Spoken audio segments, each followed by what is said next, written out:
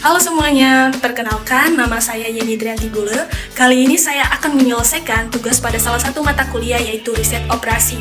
Video ini berisi tentang metode penugasan atau pengarian khususnya pada maksimasi. Untuk itu mari saksikan videonya.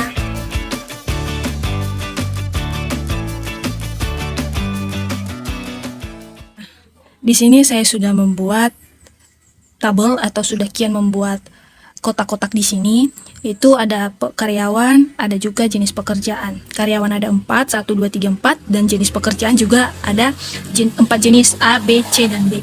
Nah, setelah saya sudah membuat dalam kotak ataupun kita sudah membuat dalam kotak maupun tabel, nah langkah pertama yang kita lakukan adalah kita mencari nilai terbesar pada setiap baris yang ada. Baris pertama, baris kedua, dan baris ketiga maupun baris keempat. Nah, pada baris pertama kita melihat nilai yang paling besar di sini adalah 130 di sini. Lalu pada baris kedua kita melihat nilai paling besar di sini ada 120, di sini ada 2. Terserah kita mau pilih di mana. Nah, setelah itu pada baris ketiga kita mencari nilai terbesar juga. Nah, kita dapat pada 125. Dan pada baris keempat di sini nilai paling terbesar pada barisnya adalah 120 ini. Setelah kita mengetahui nilai terbesar pada masing-masing baris tersebut, maka perlu kita mengetahui dulu bahwa nilai terbesar pada setiap baris itu dikurangi pada nilai lainnya atau nilai pada setiap baris dari nilai terbesar tersebut. Nah, di sini saya sudah mengurangi semua hasil dari setiap baris yang memiliki nilai terbesar lalu dikurang. Nah, di sini biar lebih jelasnya saya akan menjelaskan di mana nilai terbesar tadi pada baris pertama adalah 130. Nah, 130 dikurang 110 hasilnya adalah 20. 130 dikurang 120 hasilnya 10. 130 dikurang 115 berarti hasilnya 15. Dan 130 dikurang 130 hasilnya adalah 0. Begitu juga dengan kedua, ketiga, dan keempat. Dikurang pada masing-masing nilainya dari nilai terbesar tadi. Nah, di sini tadi sudah saya kerjakan. Kita sudah mengetahui nilai dari hasil semua pengurangan tersebut, maka kita akan menutupi beberapa nilai yang memiliki nilai 0. Nah, saya sudah pindahkan di bawah di sini. Nah, kita akan menutupi nilai 0 tersebut. Ya, di sini kita akan tutup ini sampai ke bawah. Mana lagi nih yang kita tutupi nilai 0-nya? Ada di sini. Kita tutupi. Nah, kita lihat lagi mana yang memiliki nilai 0. Ada ini. Selanjutnya, maaf ya, agak miring-miring. Lalu selanjutnya kita tutupi lagi pada bagian bawah yang memiliki nilai 0. Oke, setelah kita menutupi nilai 0 yang memiliki nilai 0, maka kita akan melihat dulu bahwa semua ini belum optimal. Kenapa? Karena nilai 0-nya belum tertutupi ataupun tidak semua baris tertutupi. Nah, untuk itu kita melihat nilai terkecil pada nilai yang belum memiliki ataupun belum digaris. Nah, di mana ini kita harus mencarinya? Nah, kita lihat dari nilai 20, 10, dan 15, kita bandingkan mana nih nilai terkecil. Nah, nilai terkecil di sini ada nilai 10. Setelah kita mengetahui nilai terkecil pada baris yang belum digaris tadi, yaitu angka terkecilnya adalah tadi 10. Nah, ketika kita sudah mengetahui angka terkecil yang belum digaris tadi, itu kita kurangi pada nilai yang belum digaris. Nah, nilai yang belum digaris tadi ada nilai 20, 10, dan 15. Nah, di sini kita ketahui nilai 20 itu kita kurang dengan 10. Berarti hasilnya ada 10. Kita tulis di sini 10.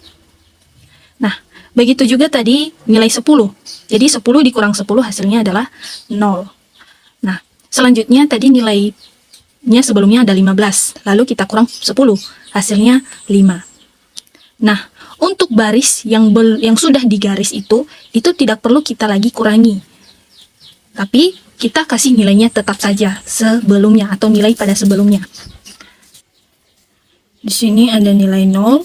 Di sini tadi ada nilai 5. Maaf ya, agak sedikit miring. 0 baru 5.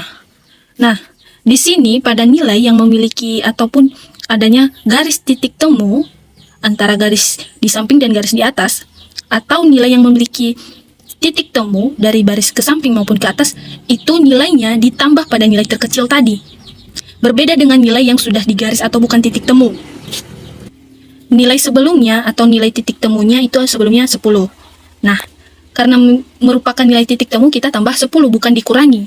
Nah, berarti 0 ditambah 10 hasilnya 10. Nah, begitu juga di sini tadi, seperti nilai sebelumnya ya, karena bukan nilai titik temu, itu nilainya tadi nilainya 0, lalu selanjutnya nilainya 15, selanjutnya nilainya 20. Nah, karena sebelumnya nilainya di sini adalah 15, maka kita tambah 10. Berarti 25.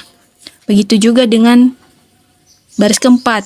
Nilai sebelumnya 15, baru 10, baru 0. Nah, nilai sebelumnya adalah 5, maka kita tambah 10. Hasilnya 15. Setelah kita kurangi nilainya ini, maka kita akan menggaris ataupun mencoret yang memiliki nilai 0. Nah, ini kita katakan optimal ketika optimal itu dikatakan ketika letak 0 itu berbeda pada setiap baris. Nah, semisalnya 1 tadi, ini pada baris pertama ini, letak 0-nya itu ada pada bagian D.